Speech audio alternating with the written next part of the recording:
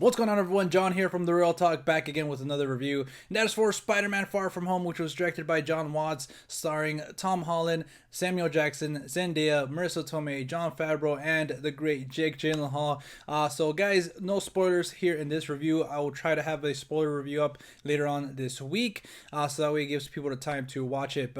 So yeah, you guys are free to watch this review with no worries. So, Spider-Man Far From Home is the sequel, in many ways, shape, and form to Endgame, right? Avengers Endgame. And spoilers, if you guys haven't seen that, there's going to be a lot of spoilers in this for Endgame, but I'm pretty sure everybody has seen it by now. But it's also the sequel to Spider-Man Homecoming. So with that being said, I don't know, maybe you guys know that I wasn't the biggest fan of Spider-Man Homecoming. I almost got them confused, but I like the film, and I feel like the MCU, while it does have, you know, films that I like the least, but I still don't think they have made a horrible bad film. Like there's nothing redeemable from any of their films. Like the lower ones, again, like Thor, The Dark World, and Iron Man 2 and stuff like that, they have some redeemable stuff from them. You know, it's not like a horrible bad movie. Like, oh man, let's forget about that. Like Catwoman, you know.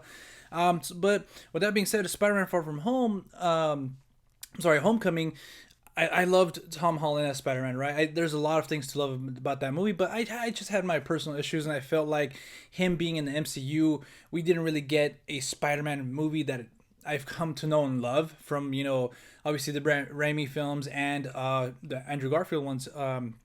So I just felt like there were some restrictions on the character and some things that they didn't do, that I personally would have, liked them to do at least, But again, this is not a Homecoming one. I just want to tell you guys, I wasn't the biggest fan of Homecoming. I really enjoyed the film. I have it. I bought the Steelbook, the 4K Steelbook. It's just, I wanted it to be more. And I'm kind of glad to say that in Far From Home, they kind of gave me everything that I wanted from Spider-Man. All the little complaints I was having, they kind of gave it, like, they're like, all right, John, you're complaining about X, Y, and Z. Here's X, Y, and Z. And I'm so glad that happened. Again, no spoilers. So I really enjoyed the film. I had a blast with it. I was hearing a bunch of incredible stuff. I was hearing a lot of people saying that it's the best Spider-Man live action movie and stuff like that, better than Spider-Man 2. And I'm like, okay, you guys have crossed the line here. A lot of people were saying that, and I'll say it right now. I don't think it's at least for me. I don't think it's better than Spider-Man 2. But I gotta tell you, it's right up there. It is shot right up there. It's one of my favorite Spider-Man movies. It's just, it got a lot of things right, and especially for the character that I know and love. And also this rendition of this version of Spider-Man portrayed by Tom Holland. I feel like we'll start off with the performances. Tom Holland did an incredible job in this film, and I feel like his range was even more shown off than in his previous films and even the Avengers films that he's been in. I think he's really growing into his character, his version of Spider-Man, really well, and you can see the progression in that character. And I really love that throughout this film. It's just a big character piece, and I like that it's that, not just another popcorn film. There's something to Peter Parker. There's something to what he's trying to go for, what he's trying to do. He's trying to be Peter Parker, but he's trying to be Spider-Man as well, and that is what I have loved. I loved that from all the other Spider-Man films, that struggle of him being who he wants to be and in who he's supposed to be, and then Spider-Man. You know what I'm saying? It's like all that struggle. There's a lot of struggle for that character there. And another person I was excited to see is obviously Jake Gyllenhaal as Mysterio. Mysterio is one of my favorite villains. I wouldn't say like my favorite, but he's right up there in the top five. With obviously like Venom and stuff like that, Doc Ock, Green Goblin. He was just one of these characters that I always wanted to see on the big screen, like everybody else, right? And he was done perfectly. I feel like they got the essential characteristics from Mysterio and Quentin Beck, and Jake Gyllenhaal did an incredible job. A lot of people were telling me he's one of the best villains in the MCU, and I think they're right. I think he's up there. Not quite as good as Thanos, but Thanos had a lot more development, and from what they did for his character in this movie, it's awesome. Obviously from the trailer, he kind of seems like he's an ally, but we know who Mysterio is, right? From the animated series, from the comics and stuff like that. So I'm glad to say that they got him perfect. I thought there's this one scene sorry, there was this one scene that I kind of felt it was a bit too exposition heavy. But other than that, his character was fantastic, and I really love Jake's performance. Everybody else in the movie was pretty cool. I feel like the chemistry was there with a lot of relationships, especially Tom Holland and Zendaya. They had a lot of more development with that relationship, and that's one of the things that I wasn't really sure about MJ in this rendition of Spider-Man. I was like, I don't know about her. You know what I'm saying? Because I feel like MJ, that's another struggle for Peter, right? That she's the hot girl that he can't get. A guy like him can't get, right? I'm not saying that Zendaya is a beautiful girl, and it's just like, I don't know.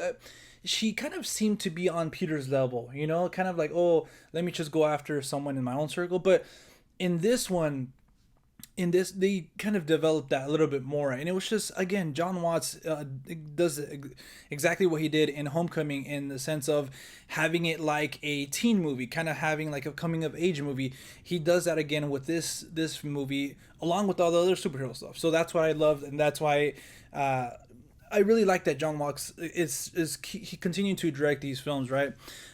So that relationship was pretty cool to see it flourish, and I'm a fan now. All right, cool. I like this relationship between MJ and Zendaya. I like the whole they're kids, they're growing up and they have these feelings and stuff like that. There's awkwardness to it and stuff like that. So that's pretty cool, relatable, right? The action, oh my god, there's one scene with Mysterio. I haven't seen any of these shots in the trailer, but my god, it's just one of the best scenes I've seen in any superhero film with its villain, and it's such a essential time too. It's such a crucial time. Like, it's not like sometimes the fight scene between the hero and the villain can kind of just be out of nowhere, but this was in like a perfect essential time where the story and the plot were moving forward, and it kind of came to this climax that you didn't know was happening. It was going to happen, and you still had like almost another like 35 minutes left of the film. So it was great to see that, and it's just something that I didn't like. I hoped this was in this movie, and it was, especially with this villain. It's one of the best scenes in all of comic book movies. It's just amazing. But the other action scenes as well are really well done. I feel like especially when Spider-Man is doing his Spider-Man stuff, swinging and stuff like that, not giving anything away. But at the end, there's a lot of cool stuff. If you're a fan of Spider-Man, he wasn't in New York for a lot of the film, but there's some stuff, that happens somewhere, and I was like, cool. It's cool to see Spider-Man in his kind of home, swinging around and stuff like that. But besides that, they did a lot of cool stuff with him, again, like swinging, using his powers and stuff like that. And man, I really wish I can talk about what happens in the latter part of the movie, because again, there's this one scene I was like, you know what, this is amazing. This is one of my complaints from Homecoming. They kind of strip away a lot of the things that I had a problem with, for Spider-Man, and how he gets certain things, and who he uses to who he counts on to help him, And in this one, I feel like he was coming into his own, obviously, because, again, spoilers for Endgame, the passing of Tony Stark, of Iron Man. He was kind of like his mentor. Now he has to kind of figure out who he's going to be, who Spider-Man is going to be, right?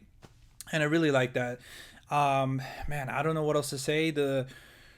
I talked about the action was incredible. The acting, and it's really, again, one of my buddies saw this movie earlier, and I actually could have seen it with him, I think, like last week, but life happens, but yeah, man, this is a character piece. This is a lot of character development, and it's true, and it kind of is moving the MCU forward in a certain direction. And the after credit scenes, I don't know. I don't know what to say, but the after credit scenes, stay in your seat. It's probably up there. Again, I heard a lot of people saying that the after credit scenes, I think one is one of the best ones, and kind of like is essentially what an after credit scene should be. The other one's kind of like a little tag, like, oh, this is a little funny, like reveal and stuff like that. That I mean, it was cool to see, but at the same time, it's like, but other than that, guys, look, Spider-Man Far From Home was everything I wanted it to be, and a little bit more. Is one of my favorite Spider-Man films, right up there with Spider-Man 2, and obviously Spider-Verse. It's probably my number 3 I'm not sure. I have to rank them and put them everything in order. But yeah, guys, I'm so excited for you guys to see the movie. Let me know your guys' thoughts on the comment section down below if you guys have already seen it last night, like I did. And yeah, guys, if you guys want to follow us outside of YouTube, you guys can at The Real Talk, Talk with 2Ks on Twitter and Instagram. You guys can also find us on Stardust at just at The Real Talk. And until next time, we'll see you at the movies. Peace.